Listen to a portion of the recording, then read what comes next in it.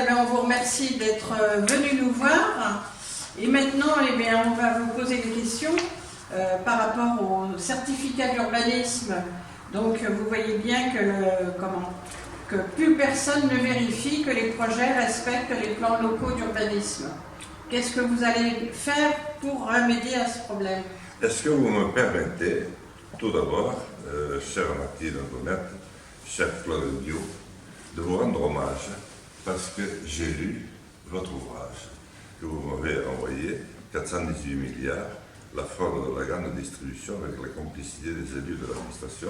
J'ai une fiche de lecture là qui est établie et j'ai pu découvrir comment vous-même, vous aviez été gravement lésé par l'arrivée d'une grande surface, alors que vous aviez effectivement une entreprise qui fonctionnait. Voilà, tout et à qu'elle fait. est bien. Tout Et à fait. moi, je veux dire que je suis très admiratif en ayant lu votre travail, de voir comment vous avez rebondi, Oui. non seulement pour faire connaître ce qui vous était arrivé, mais aussi pour essayer d'anticiper sur la défense d'autres Des commerçants ordres qui pourraient passer par le même chemin que vous. Voilà. C'est devenu un sacerdoce. Mais je vois, parce que ça, je vois tout ce que vous écrivez. Je pense que vous écrivez jour et nuit. Vous On a avez... 2 ans, hein, 2 ans. il a 2 ans le livre. Alors, le livre a 2 ans, mais je vois tout ce que vous écrivez à l'heure actuelle pour essayer de trouver tous les textes. Il y a quand même des textes, il faut les lire pour les croire, Oui. sinon on n'y croirait pas. Voilà. Donc vous me parliez des grandes surfaces. Les grandes surfaces qui ne respectaient pas les plans locaux d'urbanisme et qui s'installaient sur des zones inondables, sur des zones agricoles, même des zones naturelles, plus que personne ne vérifie aujourd'hui dans les dossiers présentés en commission, plus personne ne vérifie si les dossiers sont compatibles avec le certificat d'urbanisme. Écoutez, il y a un monde entre ce que nous racontons et ce que nous disons et ce que nous écrivons et la réalité. Je me rends compte tous les jours. Je pensais pendant quelques années qu'on avait mis un peu d'ordre sur ces problèmes d'urbanisation. Vous me faites découvrir ce matin ce décret de Jean-Pierre Raffarin et de Madame la ministre de l'écologie de l'époque, Corinne Lepage, qui ont soutiré de l'article très important le fait que s'il y avait un projet de grande surface au sein d'un plan d'urbanisme, il fallait que ça figure. On a enlevé, ça a été enlevé. Donc maintenant, c'est même plus annoncé. Voilà. Donc, et ça remonte, vous voyez, 1996. Ça remonte à 96. Alors que ça n'existait que de 10 ans auparavant, en 1986. Voilà. Donc déjà là, on va dire. Alors moi, pour vous dire ce que je sens, je croyais que c'était stabilisé. Parce qu'il y avait eu, vous savez, le grand choc il y a une 50aine d'années, lorsque les grandes surfaces sont arrivées, et en particulier Leclerc, qui est plus connu d'entre eux, que nous avons d'ailleurs auditionné à l'Assemblée nationale, où véritablement il y a eu un coup terrible qui a été porté sur le petit commerce, ce qu'on appelait le commerce de la ville et encore plus de la campagne. Puis, je me disais, progressivement, il y a dû se faire un petit équilibre. Bon, je voyais bien que c'était changé. Chez nous, le petit commerce, ils ont continué à plonger tranquillement. Malheureusement, qu'est-ce que vous voulez? À partir du moment où les gens du village, du hameau, du quartier ne font plus les courses, comment voulez-vous qu'ils survivent? Mais je découvre que maintenant, c'est de nouveau reparti de plus belle. Oui. Et que le problème, je pense, c'est un problème national d'abord, parce que les textes ne sont pas respectés. Quand ils ne vont pas, on les change. Je vous ai cité le cas que vous m'avez vous-même montré de M. Raffarin et de Mme Lepage.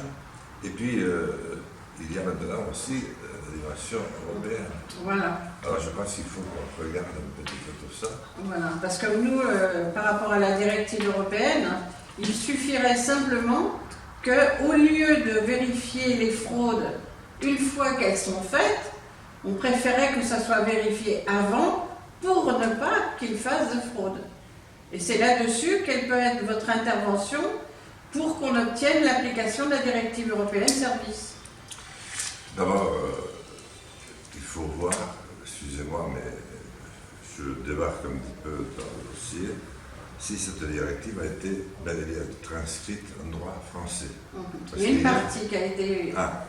une partie a été transcrite. Hier, en commission de défense nationale, nous avions une réunion là-dessus pour évaluer, voir quels étaient les textes qui avaient été transcrits ou pas.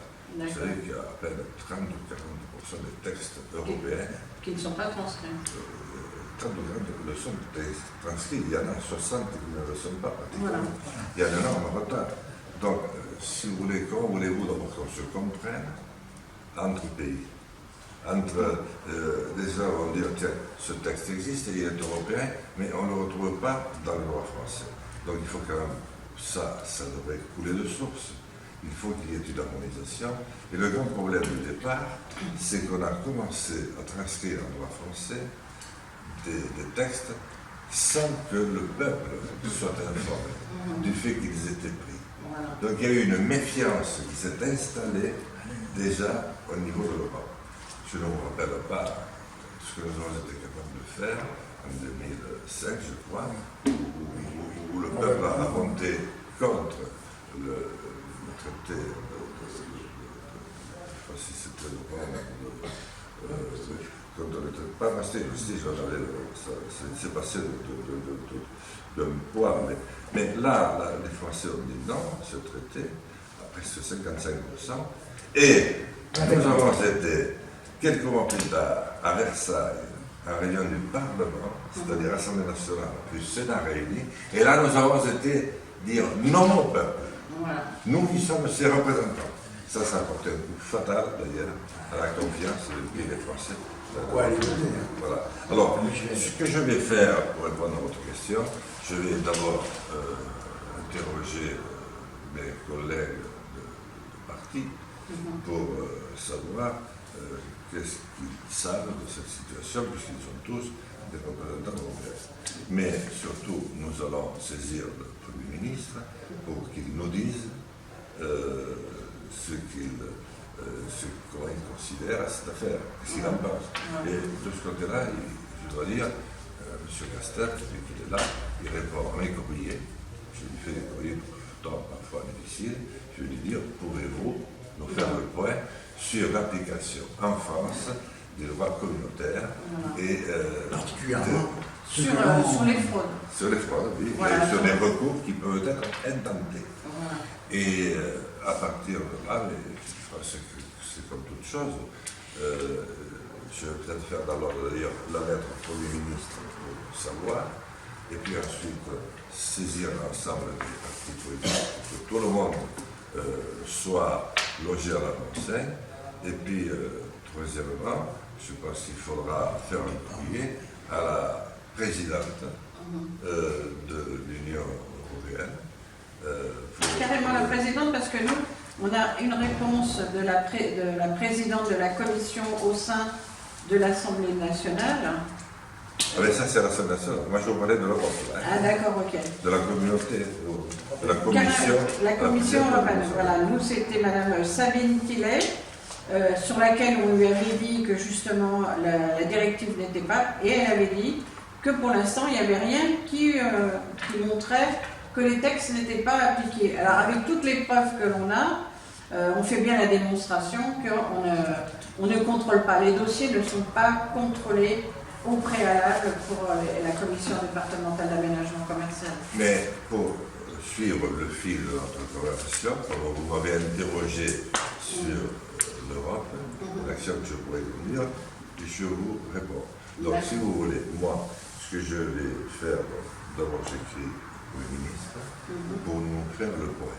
D'accord. sur effectivement les textes qui existent au niveau européen, ce qu'il y a, ce qui est appliqué à droit français, et pourquoi il y a des trous dans la raquette. Voilà. Pourquoi ça ne fonctionne pas. Ensuite, je vais écrire à l'ensemble des partis pour voir ce qu'ils en pensent. Et enfin, je ferai une lettre à la présidente de l'Union européenne, c'est-à-dire de la Commission. D'accord, ok. Voilà. J'ai oublié de vous parler de la directive inondation, parce que la directive inondation devait être, c'est pareil, transcrite en fin 2019 sur toutes les cartographies des zones inondables. C'est pareil, il n'y a pas 40% des communes qui sont à jour des cartographies d'inondation. Donc si vous voulez, vous avez des maires qui continuent à donner des autorisations de permis de construire sur des zones inondables parce qu'elles ne sont pas retranscrites encore dans les cartographies. Donc on a aussi cette directive européenne d'inondation qui n'est pas totalement transposée. Oui, c'est-à-dire que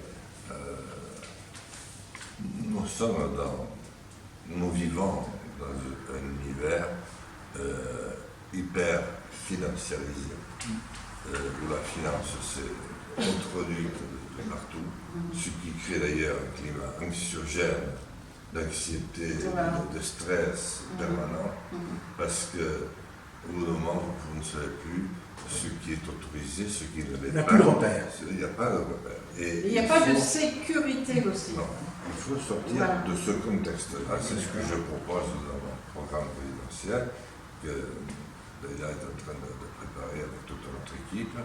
Mais il faut y voir beaucoup plus clair, parce qu'aujourd'hui, le château ne retrouve pas assez petit. Une fois que ce travail sera fait, je pense qu'il faut une réforme de l'État en France. Parce que nous avons un État. Le dossier de l'ANIC. L'État, oui, c'est l'ANIC. Parce que l'État, vous voyez, en France a un rôle important et c'est pour ça qu'il doit bien fonctionner. L'État est d'abord un symbole. C'est le symbole. Oui, on croit que. Permis à la France de se construire, à retour des rois, puis ensuite quelques coups de guillotine plus tard, avec les présidents de la République. Et il doit être un symbole. Et il doit être un outil aussi au service de celui que le peuple choisit. Absolument. Mais aujourd'hui, l'État est dans tous les sens. Il y a une hyper-administration beaucoup trop importante. Le politique s'est éloigné de ses responsabilités et il faut donc qu'il puisse retrouver un État qui fonctionne, certainement dégraissé dans la partie supérieure, où l'élu puisse retrouver sa place, c'est-à-dire qu'il puisse être face à ses responsabilités. De l'intérêt général. De l'intérêt général. Pas de ses intérêts à lui, ou des intérêts du capital. Voilà. Pas contre le capital, bien entendu. Mais non, de la finance.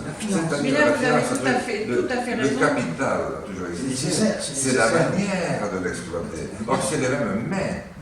Tout est rassemblé entre quelques mains et dans l'espace public, il n'y a plus strictement rien. À partir de ce moment, il faut, je crois, poser plus largement la question de savoir comment on voit la France. Est-ce que, selon nous, la France a un avenir? Est-ce que c'est... Forcément un avenir. Oui, mais comment? Est-ce que ça veut rester un grand pays?